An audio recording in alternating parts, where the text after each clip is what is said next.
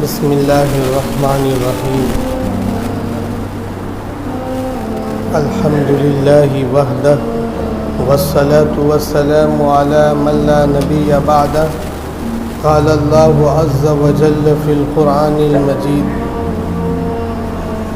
شہر رمضان الذی انزل فیہ القرآن ھدی للناس وبینات من الہدی والفرقان فمن شہد منکم الشہر فلیصم ومن كان مريضا أو على سفر فعدة من أيام أخر صدق الله العلي العظيم.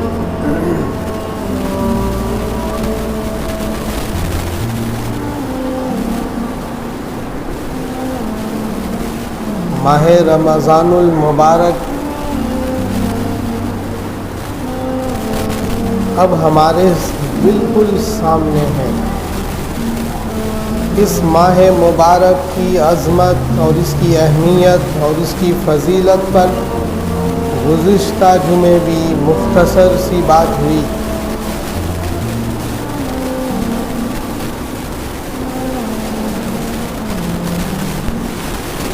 اس عظیم مہینے کو اللہ تعالیٰ نے امت محمدیہ کے لیے ایک نعمت قرار دیا ہے کہ پورے سال میں یہ ایک مہینہ ہمارے لیے ہوتا ہے جو سال بھر کے گناہوں کا کفارہ اور جو کچھ ہم سے کوتاہیاں، لغزشیں، خطائیں ہوتی ہیں، اس عظیم مہینے میں اس کی بخشش کا، اس کی معافی کا اللہ کی طرف سے بہترین انتظام اور ذریعہ ہے یہ مہینہ.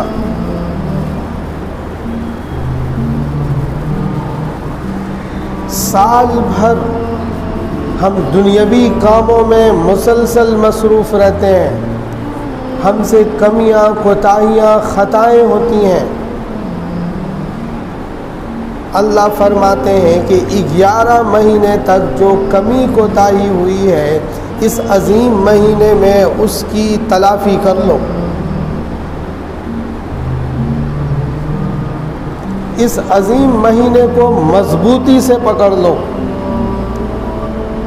اللہ تمہاری بخشش فرما دیں گے، اللہ تمہیں معاف فرما دیں گے.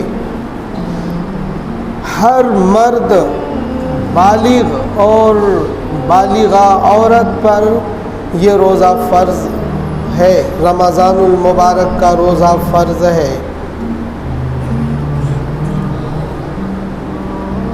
لیکن وہ آدمی جو مریض ہے کہ اگر وہ روزہ رکھتا ہے تو اس کی جان کو خطرہ ہے یا مرض بڑھتا چلا جائے گا.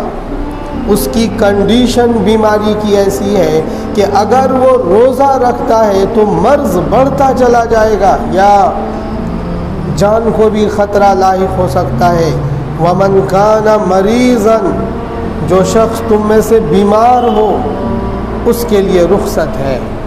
اس کے لیے یہ ہے کہ آپ رمضان المبارک کا روزہ چھوڑ سکتے ہیں لیکن بعد میں اسے پورے کرنے ہیں. جب آپ تندرست ہو جائیں گے، جب آپ ٹھیک ٹھاک ہو جائیں گے تب آپ اپنی صحت کے زمانے میں روزے رکھیں گے.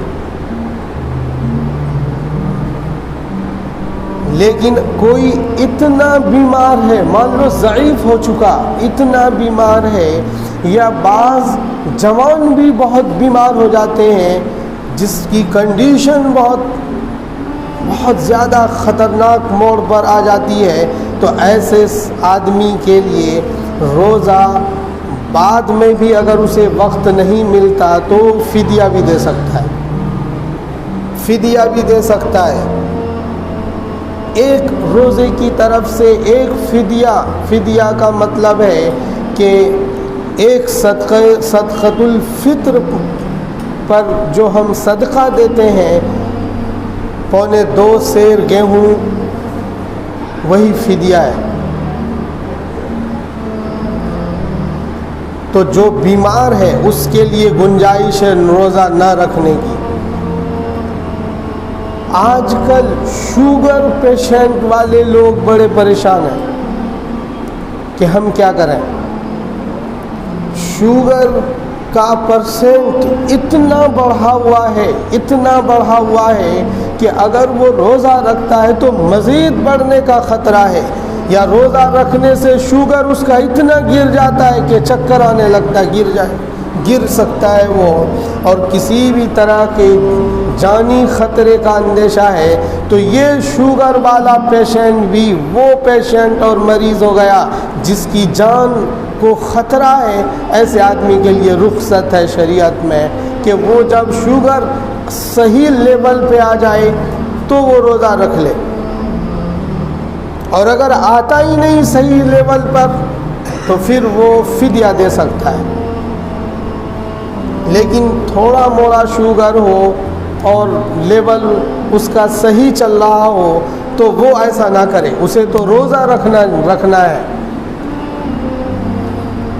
بس سبھی مریضوں کے لیے ایک ہی ضابطہ ہے کہ اس کی جان کو خطرہ ہو یا مرض برابر بڑھنے کا اندیشہ ہو تو پھر اس آدمی کے لیے روزہ نہ رکھنے کی گنجائش ہے، بعد میں رکھے گا۔ نہ رکھنے کا مطلب معاف نہیں ہے، فرض ہے اس کے اوپر بھی، لیکن بعد میں رکھنے کی گنجائش ہے، فوری وہ چاہے تو نہ رکھے۔ ایسے ہی جس آدمی نے چاند دیکھ لیا اور وہ مسافر ہے، وہ کیا ہے، سفر پر گیا ہوا ہے، سفر 78 کلومیٹر یا اس سے زیادہ دور کا شرعی سفر ہے، تو ایسا آدمی بھی چاہے تو روزہ نہ رکھے، اس کو اجازت ہے، لیکن بعد میں جب سفر سے واپس آئے گا تب وہ روزہ رکھے گا۔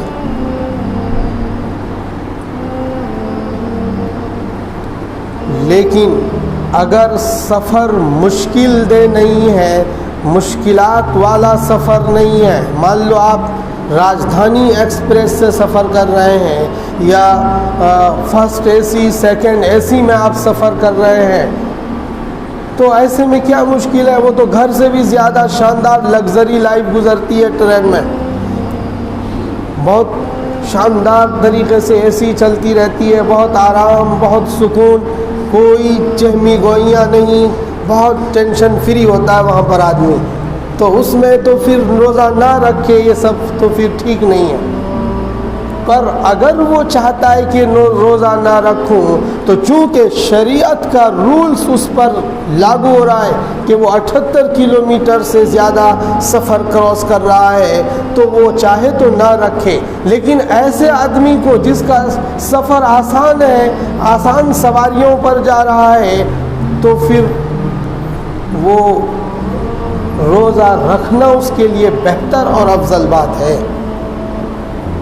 مشکل ترین سفر میں روزہ نہ رکھے، یہ مسئلے کے اعتبار سے ترتیب بتائی جاتی ہے، لیکن اصل ضابطہ یہی ہے کہ سفر شروع کر لیا اور لمبا 78 کلومیٹر کا سفر ہے تو وہ روزہ نہ رکھے تو نہیں رکھ سکتا ہے، اس کو اجازت ہے۔ مشکل ترین سفر یا آسان سفر، اس میں کیٹیگری بنائی گئی ہے افضل اور غیر افضل کے اعتبار سے، تو ہمیں اگر ایسا سفر کرنا ہو تو پھر ہم روزہ نہ رکھیں تو بھی چلے گا، پر بعد میں اسے روزہ رکھنا پڑے گا۔ بہت سے لوگ یہ مسئلہ دریافت کرتے ہیں کہ ایک پریگننٹ لیڈی ہے، حاملہ عورت ہے، وہ اگر روزہ رکھے گی تو اسے دقتوں کا سامنا ہوگا، اس کی جان یا اس کے پیٹ میں جو بچہ پرورش پا رہا ہے اس کو خطرہ ہے۔ اگر یہی کنڈیشن ماہرین نے بتا رکھی اور غالب گمان یہ ہے کہ اگر یہ حاملہ لیڈی روزہ رکھتی ہے تو اس کی جان یا اس کے بچے کی جان پر خطرہ پاسبل ہے، ممکن ہے، تو یہ چاہے تو روزہ نہ رکھے، پر بعد میں جب یہ صحیح ہو جائے گی، بچے کی ولادت ہو جائے گی، پاک صاف کے ایام آئیں گے، تو پھر وہ روزہ دوہرا لے گی، قضا کر لے گی۔ ایسے ہی وہ عورتیں جو ماہانہ ایام میں چل رہی ہیں وہ روزہ نہیں رکھیں گی ہر حال میں، پر بعد میں وہ اس کی قضا کریں گی۔ اس کے علاوہ سب کو ہمیں کیا رکھنا ہے؟ روزہ رکھنا ہے۔ یہ عظیم مہینہ اسی لیے آتا ہے کہ ہم اپنے جو ہمارا مشغلہ سالانہ 11 مہینے کا مشغلہ ہے، اس مشغلے کو ذرا دائیں بائیں کرو۔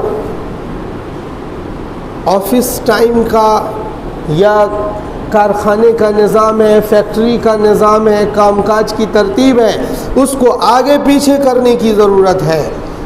بالکل 11 مہینے کی طرح آپ مشغلے میں مصروف رہیں، یہ آپ کی ذات سے، ایمان والے بندوں سے یہ بات اچھی نہیں لگتی کہ وہ رمضان المبارک کا کوئی اہتمام نہیں کر رہا ہے۔ جو دوسرے مہینوں میں زندگی اور لائف کا نظام تھا، اسی ترتیب پر وہ اب بھی رمضان کے آنے پر بھی چل رہا ہے۔